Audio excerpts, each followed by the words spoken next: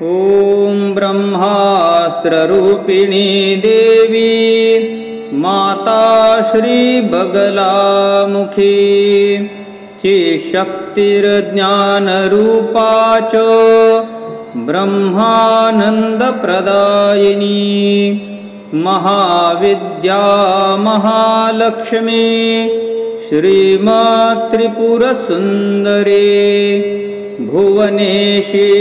जगन्माता पार्वती सर्वमङ्गला ललिता भैरवी शान्ता अन्नपूर्णा कुलेश्वरी वाराही छिन्नमस्ता च तारा काली सरस्वती जगत पूज्या महामाया कामेशी भगमालिनी दक्षपुत्री शिवां कंस्था शिवरूपा शिवप्रिया सर्वसम्पत्करी देवी सर्वलोकवशङ्करी वेदविद्या महापूज्या भक्ताद्वेषि भयङ्करी स्तम्भरूपा स्तम्भिनी च दुष्टस्तम्भनकारिणी भक्तप्रिया महाभोगा श्रीविद्या ललिताम्बिका मेनापुत्री शिवानन्दा मातङ्गी भुवनेश्वरी नारसिंही नरेन्द्रा च नृपाराध्या नरोत्तमा नागिनी नागपुत्री च नगराजसुता उमा पीताम्बरा पीतपुष्पा च पीतवस्त्रप्रिया शुभा पीतगन्धप्रिया रामा पीतरत्नार्चिता शिवा अर्धचन्द्रधरी देवी मुदगातधारिणी सावित्री त्रिपदा शुद्धा सद्यो रागविवर्धिनी विष्णुरूपा जगन्मोहा ब्रह्मरूपा हरप्रिया रुद्रारूपा रुद्रशक्ति चिन्मयी भक्तवत्सला लोकमाता शिवा संध्या शिवपूजन तत्परा धनाध्यक्षधनेशी च धर्मदा धनदाधना दण्डदर्पहरी देवी शुम्भाशुभनिबर्हणी राजराजेश्वरी देवी महिषासुरमर्दिनी मधुकैटभहन्त्री च रक्तबीजविनाशिनी धूम्राक्षदैत्यहन्त्री च भण्डासुरविनाशिनी रेणुपुत्री महामाया भ्रामरी भ्रमराम्बिका ज्वालामुखी भद्रकाली बगला शत्रुनाशिनी इंद्राणी इंद्रपूज्या च गुहमाता गुणेश्वरी वज्रपासधरा देवी जिह्वा मुद्गरधारिणी भक्तानंदकरी देवी बगला परमेश्वरी अथ फलश्रुतिः अष्टोत्तरशतं नाम्नां बगलायास्तु यः पठेत् रिपुबाधा विनिर्मुक्तो लक्ष्मीर्स्थैर्यमवाप्नुयात् भूतप्रेतपिशाचाक्षो ग्रहपीडानिवारणं राजानो वशमायान्ति सर्वेश्वर्यं च विन्दति नानाविद्यां च लभते राज्यं प्राप्नोति निश्चितं भुक्तिमुक्तिमवाप्नोति साक्षात् शिवसमो भवेत् इति श्रीरुद्रयामले सर्वसिद्धिप्रदायकं बगलामुखे अष्टोत्तरशतनामस्तोत्रं सम्पूर्णम्।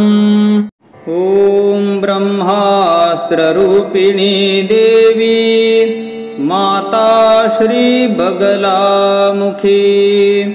चिशक्तिर्ज्ञानरूपा च ब्रह्मानन्दप्रदायिनी महाविद्या महालक्ष्मी श्रीमात्रिपुरसुन्दरी भुवनेशी जगन्माता पार्वती सर्वमङ्गला ललिता भैरवी शान्ता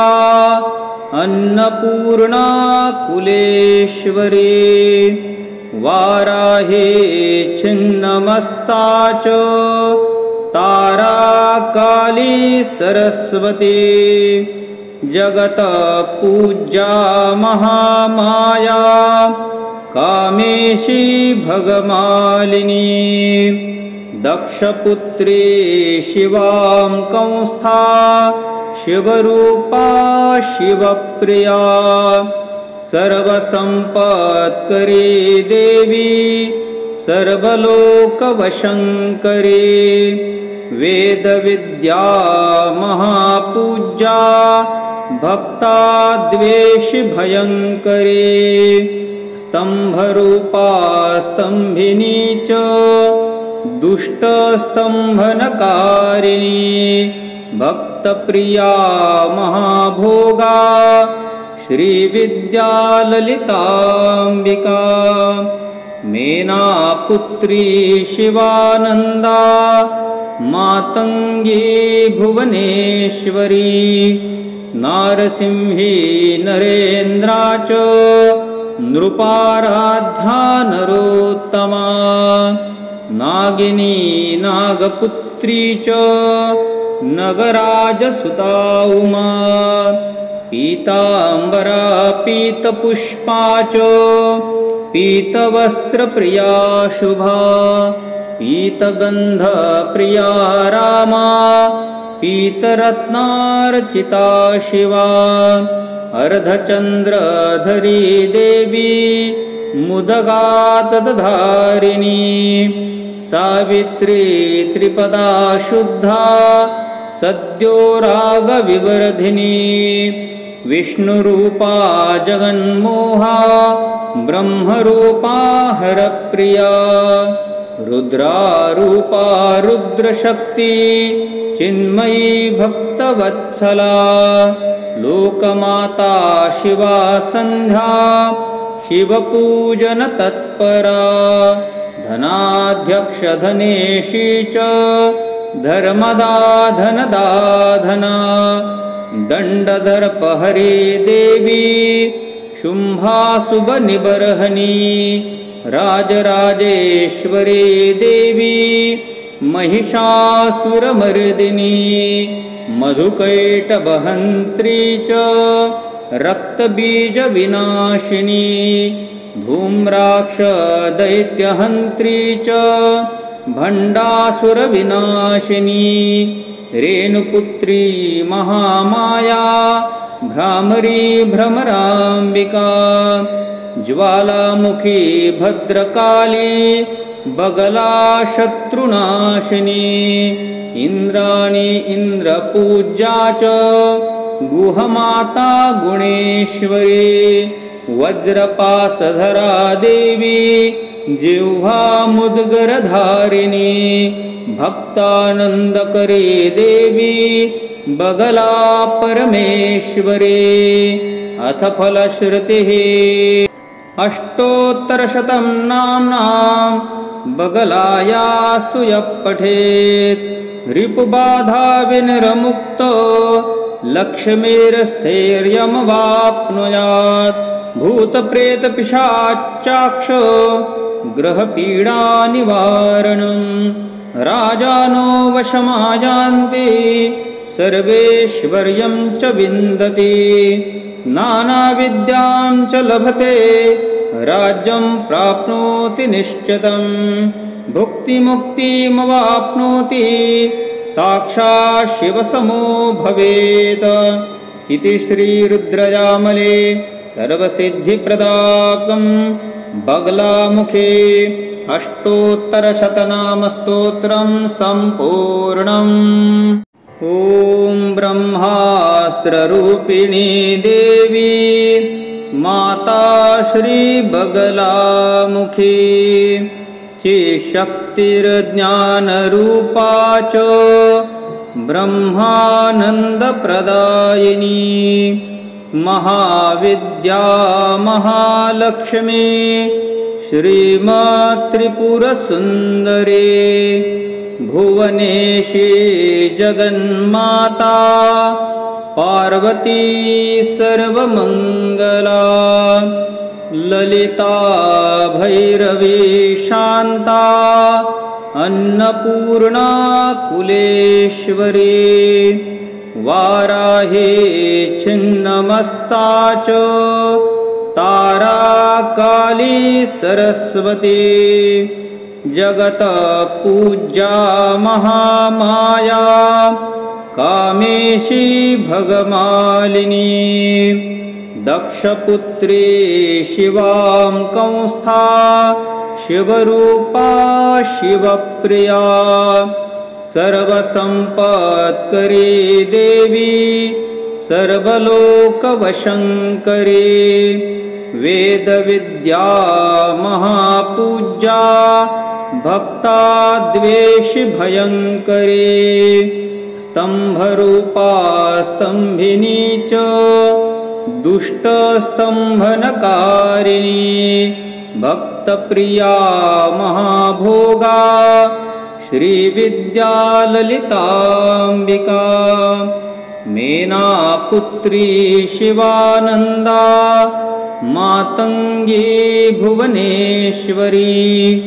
नारसिंही नरेन्द्रा च नृपाराध्या नरोत्तमा नागिनी नागपुत्री च नगराजसुता उमा पीताम्बरा पीतपुष्पा च पीतवस्त्रप्रिया शुभा पीतगन्धप्रिया रामा पीतरत्नार्चिता शिवा अर्धचन्द्रधरी देवी मुदगातधारिणी सावित्री त्रिपदा शुद्धा सद्यो रागविवर्धिनी विष्णुरूपा जगन्मोहा ब्रह्मरूपा हरप्रिया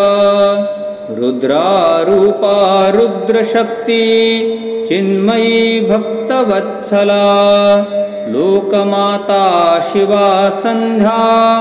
शिवपूजनतत्परा धनाध्यक्षधनेशी च धर्मदा धनदाधना दण्डदर्पहरी देवी शुम्भाशुभनिबर्हणी राजराजेश्वरी देवी महिषासुरमर्दिनी मधुकैटभहन्त्री च रक्तबीजविनाशिनी धूम्राक्षदैत्यहन्त्री च भण्डासुरविनाशिनी रेणुपुत्री महामाया भ्रामरी भ्रमराम्बिका ज्वालामुखी भद्रकाली बगला शत्रुनाशिनी इन्द्राणी इन्द्रपूज्या च गुहमाता गुणेश्वरी वज्रपाशधरा देवी जिह्वा मुद्गरधारिणी भक्तानन्दकरी देवी बगला परमेश्वरी अथ फलश्रुतिः अष्टोत्तरशतं नाम्नां बगलायास्तु यः पठेत् रिपुबाधा विनिर्मुक्तो लक्ष्मीर्स्थैर्यमवाप्नुयात् भूतप्रेतपिशाचाक्षो ग्रहपीडानिवारणं राजानो वशमायान्ति सर्वेश्वर्यं च विन्दति नानाविद्यां च लभते राज्यं प्राप्नोति निश्चितं भुक्तिमुक्तिमवाप्नोति साक्षात् शिवसमो भवेत् इति श्रीरुद्रयामले सर्वसिद्धिप्रदाकं बगलामुखे अष्टोत्तरशतनामस्तोत्रं सम्पूर्णम्। ॐ ब्रह्मास्त्ररूपिणी देवी माता श्रीबगलामुखी चिशक्तिर्ज्ञानरूपा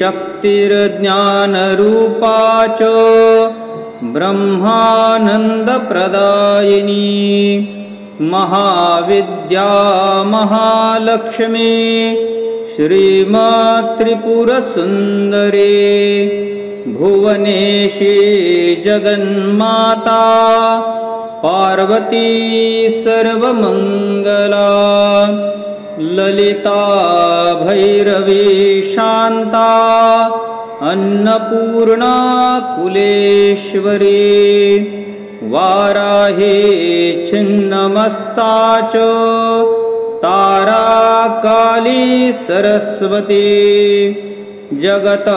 पूज्या महामाया कामेशी भगमालिनी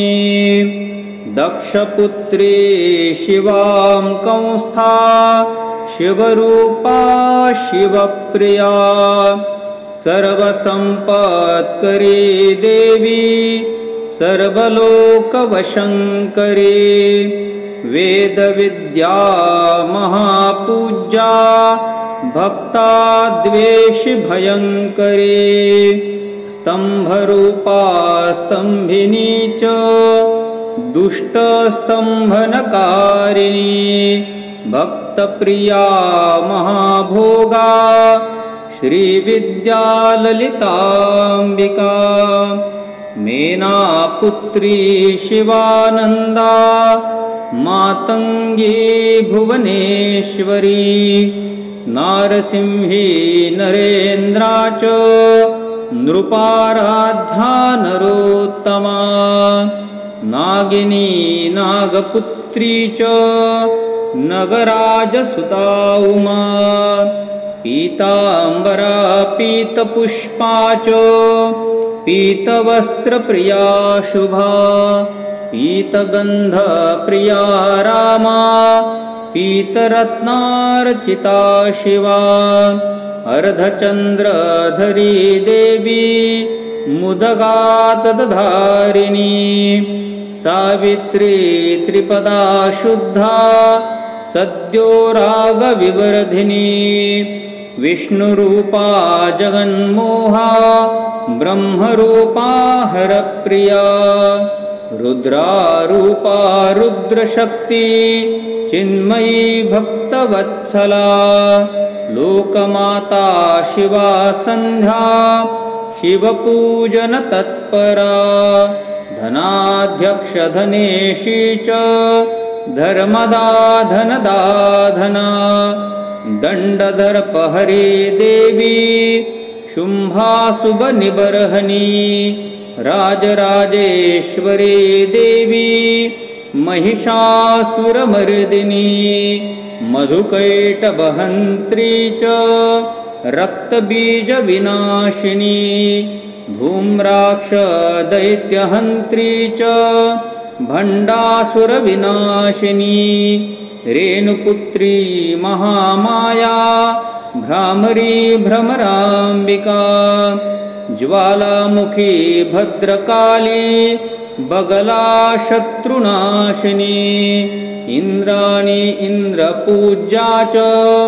गुहमाता गुणेश्वरी वज्रपाशधरा देवी जिह्वा मुद्गरधारिणी भक्तानन्दकरी देवी बगला परमेश्वरी अथ फलश्रुतिः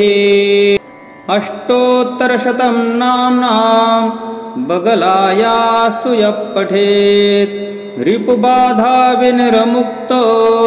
लक्ष्मीर्स्थैर्यमवाप्नुयात् भूतप्रेतपिशाचाक्षो ग्रहपीडानिवारणं राजानो वशमायान्ति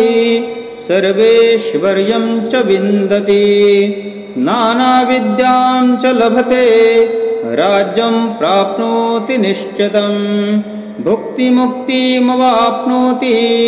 साक्षात् शिवसमो भवेत् इति श्रीरुद्रयामले सर्वसिद्धिप्रदाकं बगलामुखे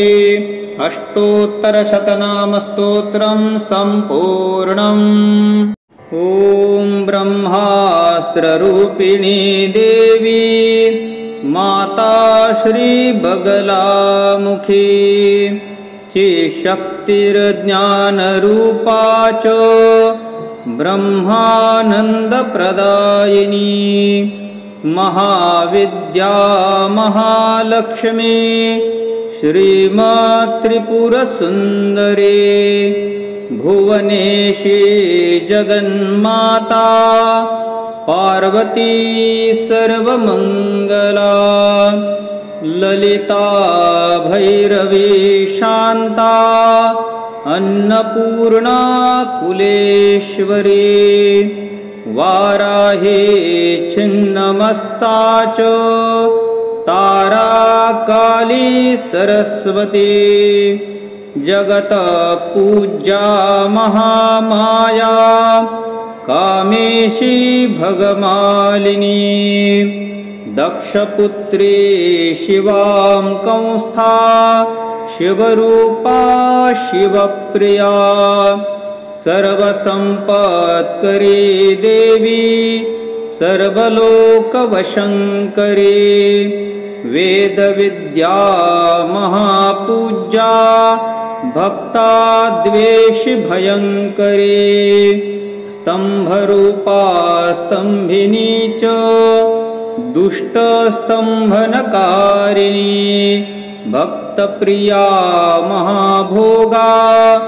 श्रीविद्या ललिताम्बिका मेनापुत्री शिवानन्दा मातङ्गी भुवनेश्वरी नारसिंही नरेन्द्रा च नृपाराध्या नरोत्तमा नागिनी नागपुत्री च नगराजसुता उमा पीताम्बरा पीतपुष्पा च पीतवस्त्रप्रिया शुभा पीतगन्धप्रिया रामा पीतरत्नार्चिता शिवा अर्धचन्द्रधरी देवी मुदगातधारिणी सावित्री त्रिपदा शुद्धा सद्यो रागविवर्धिनी विष्णुरूपा जगन्मोहा ब्रह्मरूपा हरप्रिया रुद्रारूपा रुद्रशक्ति चिन्मयी भक्तवत्सला लोकमाता शिवा सन्ध्या शिवपूजन तत्परा धनाध्यक्षधनेशी च धर्मदा धनदाधना दण्डदर्पहरी देवी शुम्भाशुभनिबर्हणी राजराजेश्वरी देवी महिषासुरमर्दिनी मधुकैटभहन्त्री च रक्तबीजविनाशिनी धूम्राक्षदैत्यहन्त्री च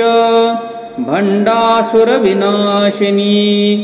रेणुपुत्री महामाया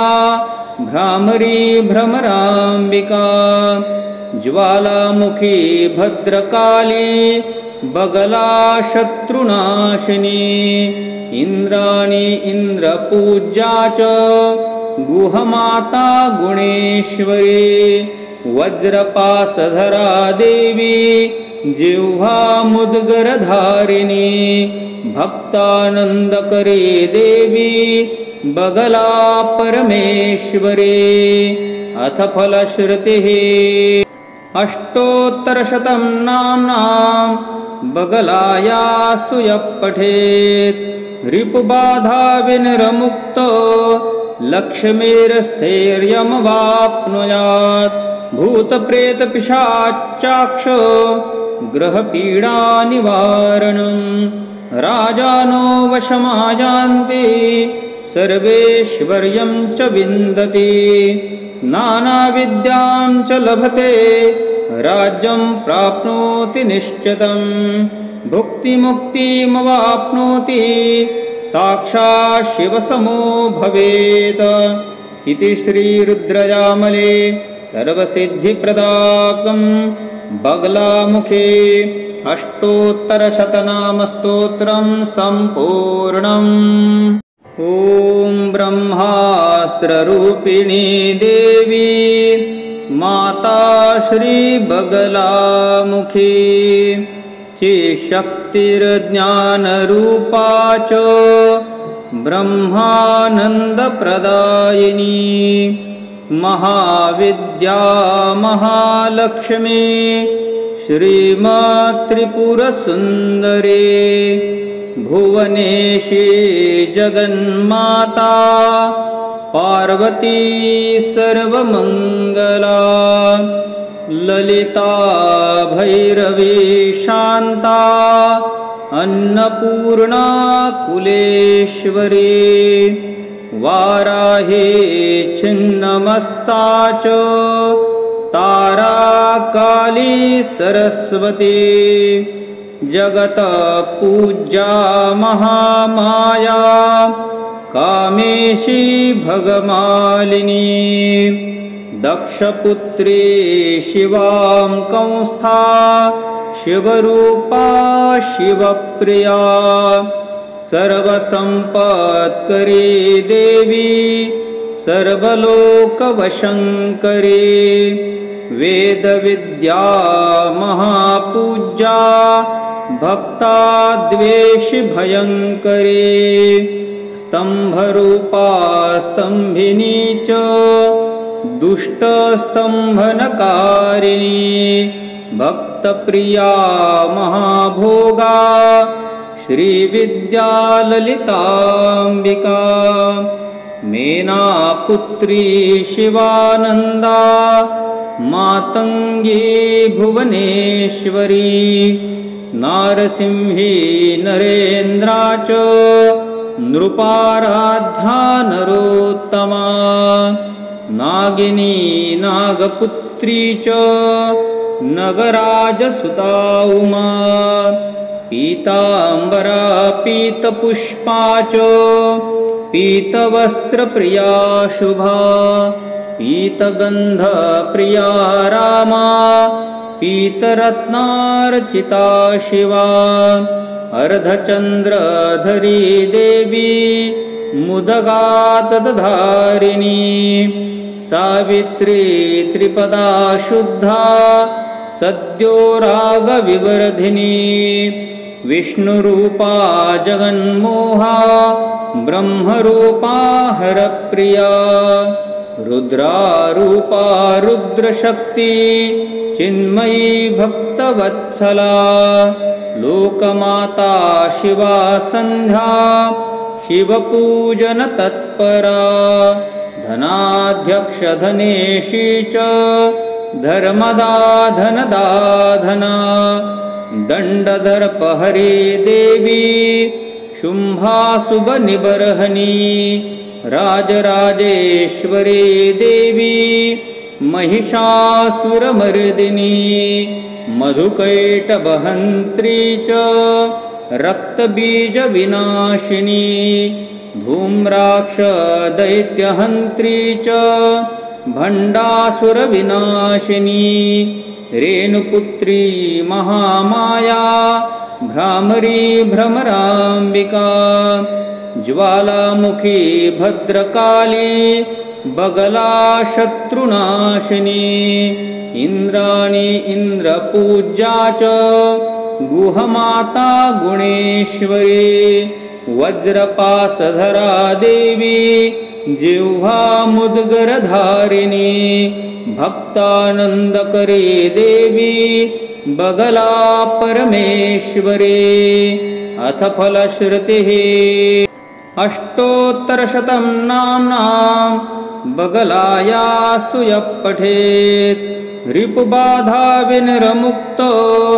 लक्ष्मीर्स्थैर्यमवाप्नुयात् भूतप्रेतपिशाचाक्षो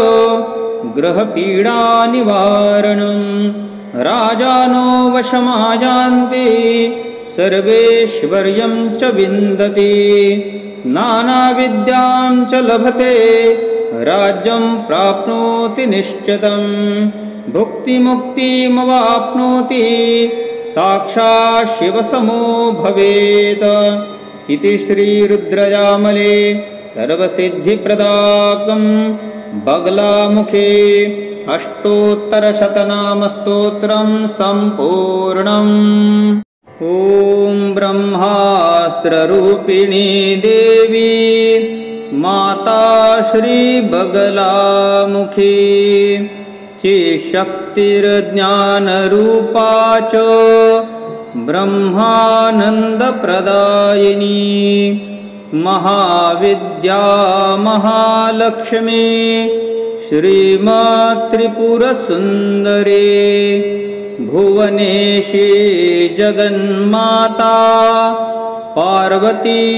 सर्वमङ्गला ललिता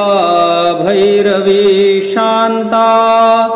अन्नपूर्णा कुलेश्वरी वाराही छिन्नमस्ता च तारा काली सरस्वती जगत पूज्या महामाया कामेशी भगमालिनी दक्षपुत्री शिवां कंस्था शिवरूपा शिवप्रिया सर्वसम्पत्करी देवी सर्वलोकवशङ्करी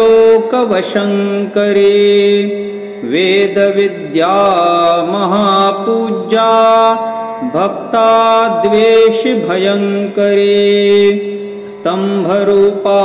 स्तम्भिनी च दुष्टस्तम्भनकारिणी भक्तप्रिया महाभोगा श्रीविद्या ललिताम्बिका मेनापुत्री शिवानन्दा मातङ्गी भुवनेश्वरी नारसिंही नरेन्द्रा च नृपाराध्या नरोत्तमा नागिनी नागपुत्री च नगराजसुता उमा पीताम्बरा पीतपुष्पा च पीतवस्त्रप्रिया शुभा पीतगन्धप्रिया रामा पीतरत्नार्चिता शिवा अर्धचन्द्रधरी देवी मुदगातधारिणी सावित्री त्रिपदा शुद्धा सद्यो रागविवर्धिनी विष्णुरूपा जगन्मोहा ब्रह्मरूपा हरप्रिया रुद्रारूपा रुद्रशक्ति चिन्मयी भक्तवत्सला लोकमाता शिवा सन्ध्या शिवपूजनतत्परा धनाध्यक्षधनेशी च धर्मदा धनदाधना दण्डदर्पहरी देवी शुम्भाशुभनिबर्हणी राजराजेश्वरी देवी महिषासुरमर्दिनी मधुकैटभहन्त्री च रक्तबीजविनाशिनी धूम्राक्षदैत्यहन्त्री च भण्डासुरविनाशिनी रेणुपुत्री महामाया भ्रामरी भ्रमराम्बिका ज्वालामुखी भद्रकाली बगला शत्रुनाशिनी इन्द्राणी इन्द्रपूज्या च गुहमाता गुणेश्वरी वज्रपासधरा देवी जिह्वा मुद्गरधारिणी भक्तानन्दकरे देवी बगला परमेश्वरी। अथ फलश्रुतिः अष्टोत्तरशतं नाम्नां बगलायास्तु यः पठेत् रिपुबाधा विनिर्मुक्तो लक्ष्मीर्स्थैर्यमवाप्नुयात्। भूतप्रेतपिशाचाक्षो ग्रहपीडानिवारणम् राजानो वशमायान्ति सर्वेश्वर्यं च विन्दति। नानाविद्यां च लभते राज्यं प्राप्नोति निश्चितं। भुक्तिमुक्तिमवाप्नोति साक्षात् शिवसमो भवेत्। इति श्रीरुद्रयामले सर्वसिद्धिप्रदाकं बगलामुखे अष्टोत्तरशतनामस्तोत्रं सम्पूर्णम्।